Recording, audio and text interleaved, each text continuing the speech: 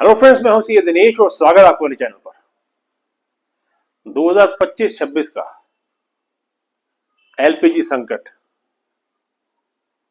भारत के ऊर्जा इतिहास का एक महत्वपूर्ण मोड़ है, जो उस राष्ट्र की वल्नरेबिलिटी को दिखाता है जिसने अपनी आबादी को स्वच्छ खाना पकाने वाली ईंधन की ओर तो सफलतापूर्वक स्थानांतरित कर दिया, लेकिन वह अभी भी एक अस्थिर समुद्री गलियारे पर संरचनात्मक रूप से निर्भर है। मार्च 2026 में स्ट्रेट ऑफ हॉर्मुज की नाकेबंदी, जो अमेरिका, इजराइल और ईरान के बीच सैन्य तनाव का परिणाम थी, ने भारतीय रसोई गैस की जस्ट इन टाइम आपूर्ति श्रृंखला को विफल कर दिया। आज हम भारत में पैदा हुए एलपीजी संकट का विस्तार से विश्लेषण करेंगे। तो आइए शुरू करते हैं वीडियो। संकट की शुरुआत 28 फरवरी 2026 को पश्चिम एशिया में शत्रुता के अचानक बढ़ने के साथ हुई, जब अमेरिकी और इजरायली सेनाओं ने ईरानी ऊर्जा और बुनियादी ढांचे पर जबरदस्त हमले शुरू कर दिए। प्रतिशोध में तेहरान ने स्ट्रेट ऑफ हॉर्मुज की संपूर्ण नाकेबंदी कर दी कि कोई भी जहाज वहां से नहीं निकल पाएगा बिना उनकी मर्जी के। ये स्ट्रेट ऑफ हॉर्मुज दुनिया की सबसे महत्वपूर्ण ऊर्जा धमनी है। यह 21 मील चौड़ा रास्ता पूरे विश्व की तेल आपूर्ति का 20% यहां से होकर निकलता है। अंतर्राष्ट्रीय ऊर्जा एजेंसी ने इस व्यवधान को वैश्विक तेल बाजार के इतिहास में सबसे बड़ा व्यवधान बताया। भारत के लिए, जो अपनी एलपीजी आवश्यकताओं का कोई 60 से 65% आयात करता है, इसका प्रभाव भारत पर तत्काल देखा गया। इस आयात का 90% हिस्सा मिडिल ईस्ट प्रोड्यूसर्स, मुख्य रूप से कतर, सऊदी अरब और संयुक्त अरब अमीरात से आता है और इसे स्ट्रेट ऑफ हॉर्मुज से गुजरना पड़ता है। इस नाकेबंदी ने भारत की प्राथमिक ऊर्जा आपूर्ति लाइन को काट दिया, जिससे कि मार्च के पहले 2 हफ्तों में ही एलपीजी की जो प्रभाव में 30% तक की कमी आई, जिसका प्रभाव भारत की डिलीवरी सिस्टम पर देखा गया। देखिए, मांग और आपूर्ति में बहुत बड़ा अंतर होने के कारण यह संकट पैदा हुआ। आइए जानते हैं कैसे। देखिए, 2026 का संकट एक केवल समुद्री दुर्घटना नहीं थी, ये भारी मांग के विस्तार का परिणाम थी, जो घरेलू उत्पादन से कहीं आगे निकल गई। प्रधानमंत्री उज्ज्वला योजना के तहत 2026 की शुरुआत में ही 10 करोड़ 51 लाख नए गैस कनेक्शन जोड़े गए। हालांकि इस नीति ने इंडोर वायु प्रदूषण को सफलतापूर्वक कम किया, लेकिन इससे मांग में बहुत ज्यादा विस्तार हुआ। देखिए, मेन जो कारण रहा वो ये कि प्रोडक्शन कम हो रही थी और डिमांड बहुत ज्यादा बढ़ गई थी। वित्त वर्ष 2024-25 में भारत की वार्षिक एलपीजी मांग 31.3 मिलियन मीट्रिक टन थी, जबकि घरेलू रिफाइनरी उत्पादन जो था वो 12.8 मीट्रिक टन था। आंकड़ों से यह पता चलता है कि भारत में 74 दिनों तक का कच्चा तेल भंडारण किया जाता है, जबकि एलपीजी जो श्रृंखला है जस्ट इन टाइम आधार पर कार्य करती है। लगभग 1 मिलियन टन की राष्ट्रीय भंडारण क्षमता और 3 मिलियन टन की मासिक मांग के सामने बहुत कम है। इसके अलावा मैंगलोर में एचपीसीएल सुविधा जैसी विशेष भंडारण गुफाएं केवल 1,40,000 टन का कवर प्रदान करती है, जो राष्ट्रीय खपत के केवल 5 दिनों के बराबर है। अभी इस संकट को हम वास्तविक जीवन की घटनाओं से समझते हैं। देखिए, इसका सबसे ज्यादा असर रसोई घर के ऊपर पड़ा। गैस सिलेंडर के दाम बढ़ गए।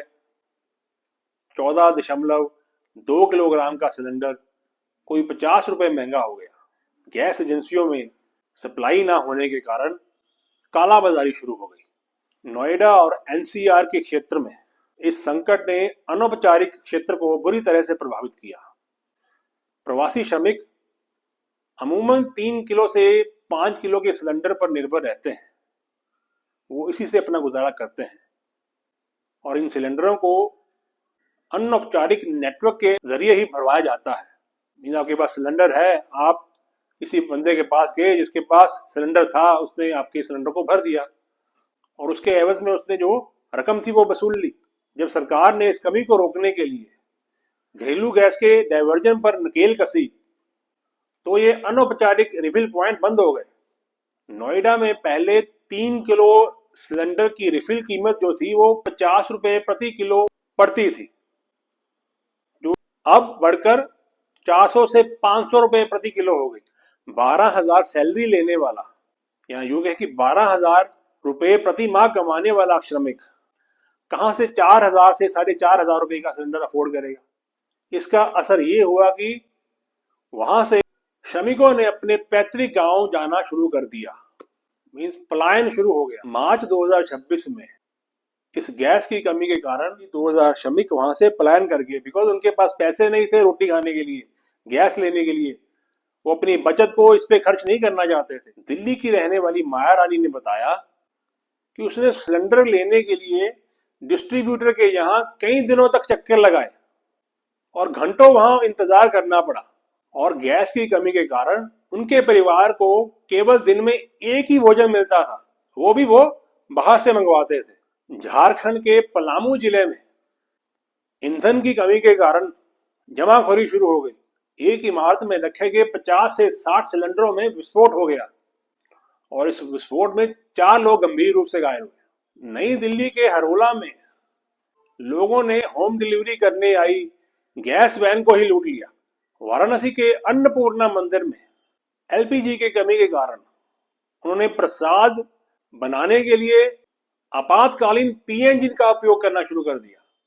पुडुचेरी में तो कॉलेज की परीक्षाएं पहले करवानी पड़ी, क्योंकि हॉस्टल में सिलेंडरों की कमी के कारण छात्रों को खाना देना मुश्किल हो गया।